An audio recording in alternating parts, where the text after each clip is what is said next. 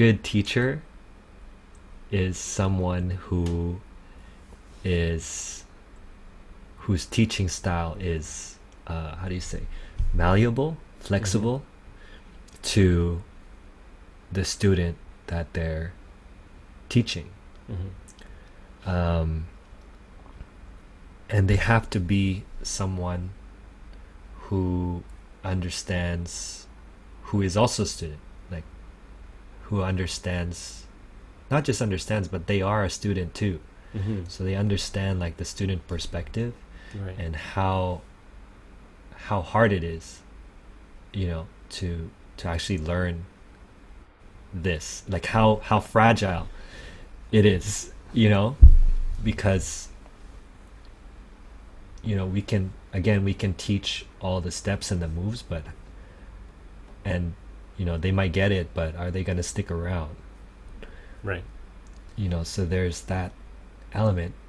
One of the things that I think it was in your class, or Yeah. maybe when Trevor was teaching, because I used to go when you guys were doing soldiers and stuff. Sometimes I'd come early because I was teaching after you guys, or I was teaching before you, or whatever, and I would stick around or come a bit early and check out the classes. Yeah. So I always like to see like how do people teach and how do people Right. do it. And like I think it was in your guys' class, like if you would show someone something, or maybe someone else has done this in classes Yeah. that you've been in, but like if you know, especially in a large group, there's maybe people at different skill levels. Yeah. And I think like there's like good teachers can really, like you said, they know the levels of their students, and so they're able to give like, okay, here's a basic thing. That's what. Yeah. If you're just super, like when you're teaching a twisto flex, like, okay, if you don't get it, like just work on, I don't know what's the most important, like just work on that hand and the turn, don't worry about the feet or something like that. But if you want to level it up, okay, here's what you can do with your feet. And if you're like, if that's too easy, and you give them options and stuff. Right. Yeah. And so like with your what's it called, Flip the Foundation series that you do, that's like a perfect example. Is like, okay, here's the basics, here's the basic thing, and then that's like, all right, if you want to take it that step further, but it's not like you're not jumping into this random thing. It's like there's this easy thing that everyone should know, so get that down, and then here's like more ways that you can like add Flip to it. Flip it. Or like you know, progress it into something that, and maybe it'll turn into something else. But you know, it's like these step by step incremental improvements, or whatever. I think that that like sparks my mind, because it's like a good teacher for me is someone who is teaching from foundation. Like they can always relate it back to the foundation, and they understand like the roots of the dance. And when I say understand, it's not like they have to know everything, but they have to be on that journey of like finding the root. Right. You know, and the root being like, when I mean like, okay, like twisto flex, like we all learned the twisto flex, okay, but where did the twisto flex come from? Oh, I don't know. Okay, you look it up. Okay, twisto flex Don, there's a guy named twisto flex Don. Like, oh, okay, so I know him now. Where did he get that from? Right. It's like, oh, there's a watch called a twisto flex. You know, is that band, actually like, where it came from? That's where the name comes from. Where it was like a watch band, like it looked fancy, like a Rolex, but the band actually like it's like a kid's one where you can like bend it and twist it, and you just like put it on like a bracelet. You know what I mean? Right. It's like, oh, okay, so like, you know, where, you know, and you just kind of keep going down the rabbit hole. Yeah.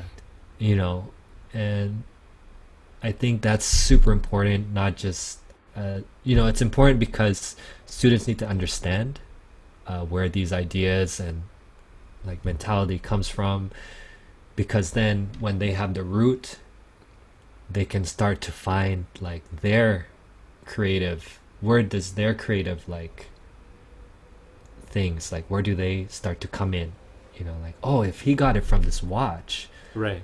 You know, I got this cool like toy right here, like I'm always interested in it. Like, you know, you start playing with it, you know, why can't I come up with an idea here? You know, like people will students will start finding their own inspiration that goes beyond just doing like step one, step two of a twistle flex. Yeah.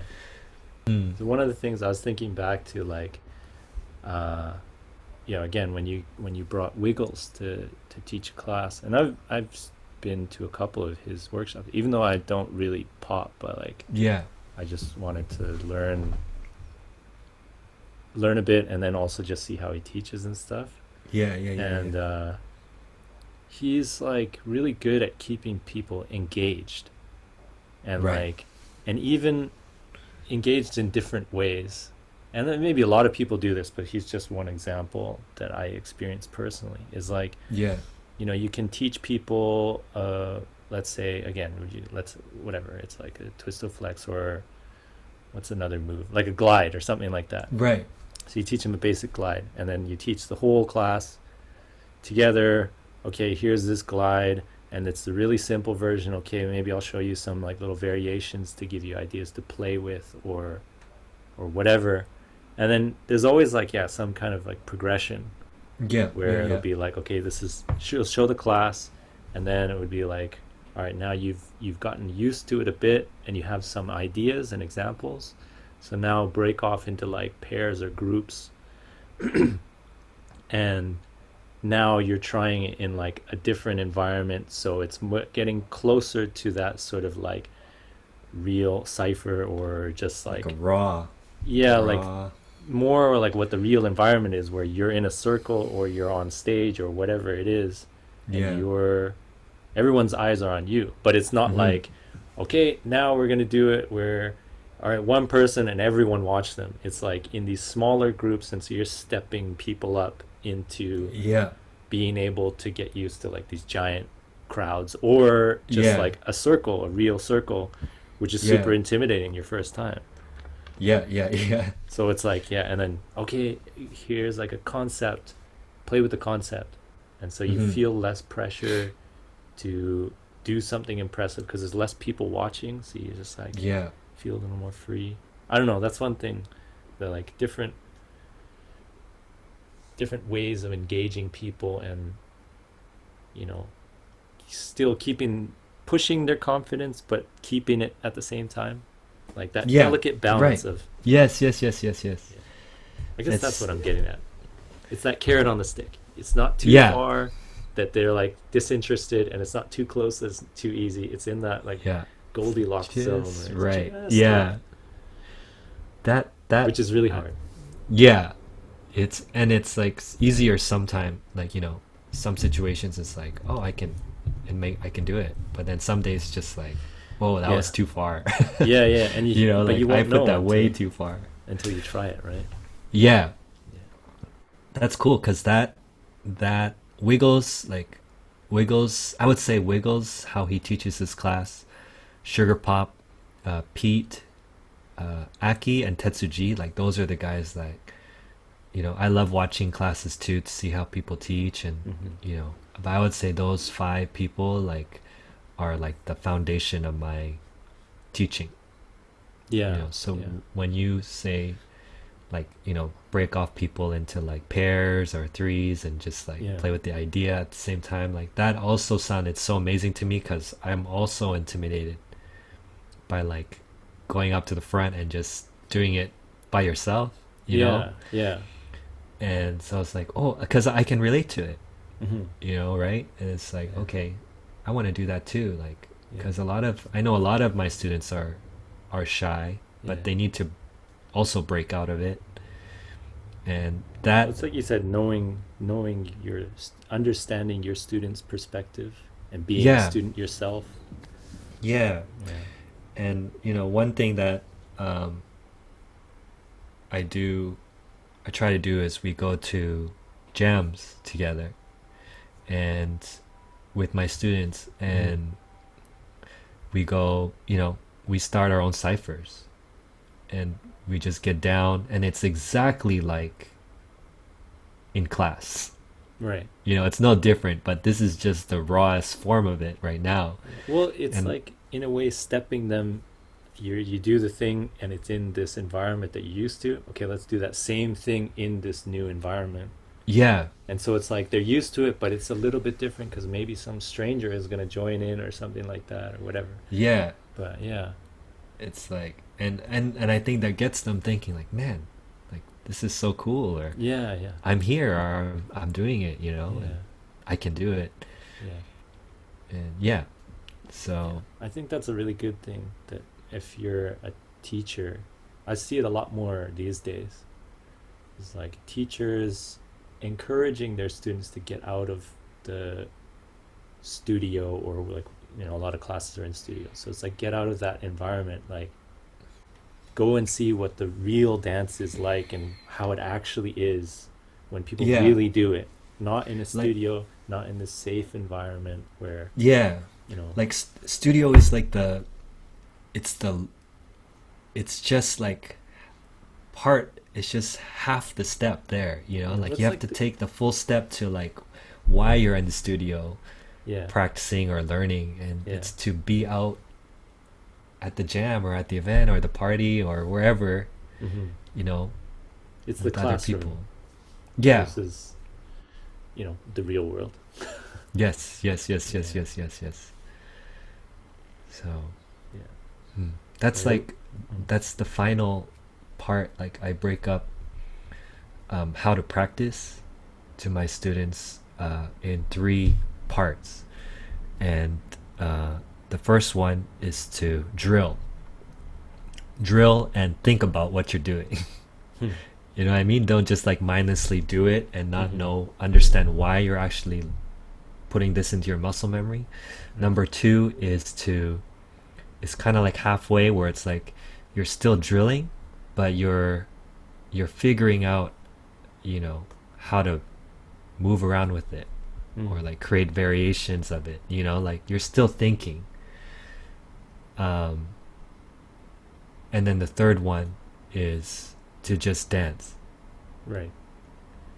you Yeah, know, and it's like structured to less and less and less structured. yes, and just seeing like in the end, like how much of what you practice is in your, just when you don't think, like how much of it is there.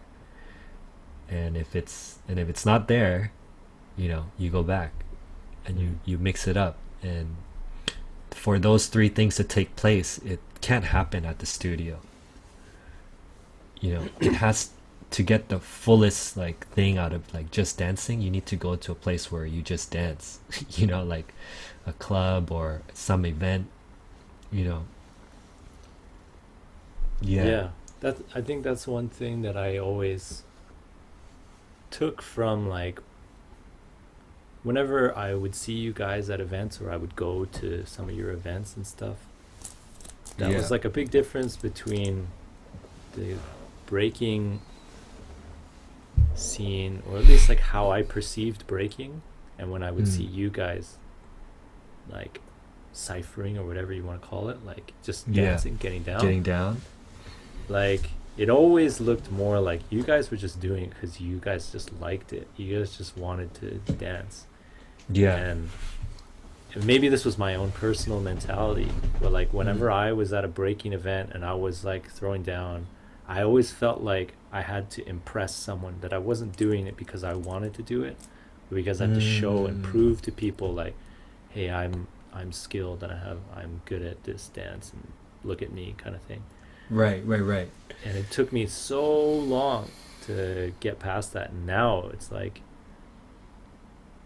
I I kind of get what that mentality is of like just have fun, and like who really cares, like doesn't matter. Right.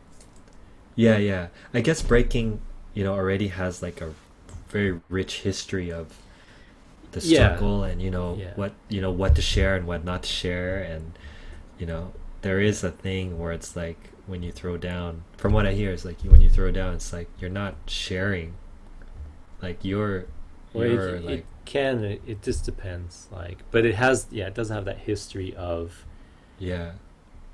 yeah, not, yeah, you don't want, you're not sharing and you're trying to be the best, and you're trying to smoke these other people. You're trying to show people. Trying to smoke, yeah. That's the easiest way to say it. Trying to smoke someone. That's pretty much it. If someone steps to you, then you're trying to smoke them. But you're just trying to prove people like you're the king or the queen of the party or the event or the whatever. Right. And I like that. Yeah, I like that too, because that brings out the best in people sometimes, right? Yeah, for sure. I think it's evolved, these years. Like everything is kind of like a mix. Because I guess before internet and before like recordings and stuff, like you didn't see someone so easily. You couldn't catch what they were doing so easily, right? Yeah. So yeah. What makes a good teacher? Well, I think you had a really good point. It's someone who is a student themselves and can understand their perspective. And I think just like a good communicator. Yeah. And one thing like in particular to like street dance, like if you're a teacher in street dance, I think it's important to tie it back to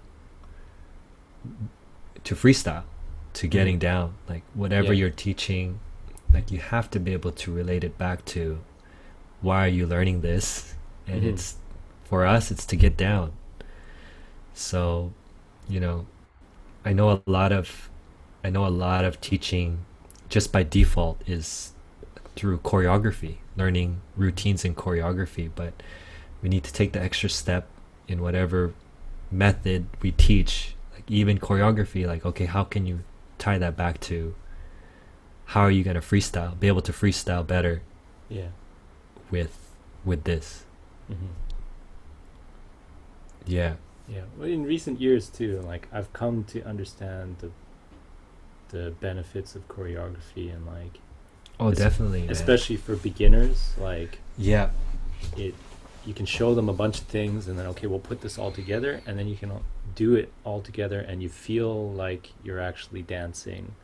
But I think that's like for real beginners then it's the most beneficial. But like the more and more you learn, like if you're intermediate, that can be useful, but like you gotta, as a teacher, I think if they're at that intermediate level, like you gotta start doing like you said, like contextualizing it, that okay, we're going to do this choreography, but remember that these are all separate moves, and you don't have to do them in this sequence. You don't have to do them this way. The point is just like, okay, we'll do this so that you remember them or whatever. But the point is that the goal for you as intermediate dancers, developing dancers, is to like grow out of that zone of like having to memorize stuff and just to let go, learn to let go. And I'm not trying to say like choreography is not good. It's just it's more like a tool. Like it's one way to teach dance. And actually, like Popping Pete, like he doesn't really talk. He makes a routine. Now, mind you, like his routine, he makes it on the spot. Makes it on the spot. You can see him creating it, which I think was a huge factor in like my learning, was how being able to be right there and see him with the music, like make his next part of the routine. That's the original live stream, right? Exactly, yeah. And then his thought process, he'll try something and that doesn't work. Okay, now this one's better. Or I like that idea. Okay, well let's go further. Yeah. And then I've seen that with other, I think it was in a popping class too. And like after that is seeing him take what that raw form and seeing how he simplified it into steps into the routine. So it's like, okay, I saw just like your version, like for you, like how you would do it, but now without words or anything, I saw him how he tried to make it accessible for the students in the class. Because if he just did what he did in the routine, like we couldn't do it. like it was like 1E and a 2E, and that kind of like you know that the rhythm was like not, it was like a natural rhythm, it wasn't counted or anything. So being able to see that, I think was huge. And also saying like, you know, Pete taught in choreography like all these years, and I think it was beneficial to me, but still he changed the music, like he let the music run. So if the next track played, we did the same steps, but he would change it like rhythmically, or like you know, the movement would change like kind of feeling wise, but he would never really explain it, you know. But we'd complain about it, like, oh, excuse me, Mr. Pete, like you last run, like you did it this way, but your hand was this, but now it's like this, like which is right? It's like they're both right. Yeah, that's kind of the point, right? It's like exactly, there is no necessarily right or wrong. And that was a general shape or whatever. Yeah, and that's a huge, like, you know, looking back, you know, how we learned with that kind of choreography. Oh, hang on. Something happened. I couldn't hear that last bit. Can you say that one more time? Yeah. Oh man. Yeah, being able to see Pete like change the routine on the fly, and see how, you know, he changed his movement. It was still like correct, like, you know, it was what he taught us, but it was live to the music. Yeah. You know, if the music changed, he changed. Yeah. And as a beginner, you know, I could look at that as like, oh, that's wrong, or what a bad teacher. Like he's not doing the same thing as what he taught, you know. But looking at it now, it's like, wow, that was like a blessing. Yeah. Well, it's like, because that's it's kind of like you know, we were kind of mentioning, or I kind of mentioned it before, but like you know, you guys would ask like, oh, excuse me, like how did you do that? Your hand was like this, but now it's like this, or whatever. And it's like in some, maybe if he had made it more explicit, of like, I don't know, it might have been easier for you guys to understand this way of thinking. But like, it's teaching you in a lot of ways to not necessarily care about how it looks exactly, and more about, okay, can you just do that and connect with the music? What's playing with the music right now? Right. And can you do it? And if you mess up, like, just keep going and keep going through it and move on to the next thing. Don't worry about, like, so maybe if that was more explicit, it might be clearer. But those are things that you can pick up like on your own. Exactly. If you have the right mentality towards it, I guess. Right. And teaching that mentality, it's not like just me teaching. It's like, how do you give that, how do you teach that to your students so that they are also able to, you know, come up with that themselves. You know, when they're by themselves, not when you're there to point it out or like break it down for them, like to give them that ability. That's a hard part, is teaching people to be like self-sufficient in a lot of ways. Yeah, and I think that's the biggest like plus point of a great teacher, is someone who can, how do you pronounce, I don't think I've ever said this word, bestow. Yeah. I think I've only read that in like RPGs. You know, I bestow you this power. Oh, what games teach us. But to be able to give that, because again, that's about like, you're giving students like longevity to be able to go off on their own and do that without you. You know, and that's really hard to do.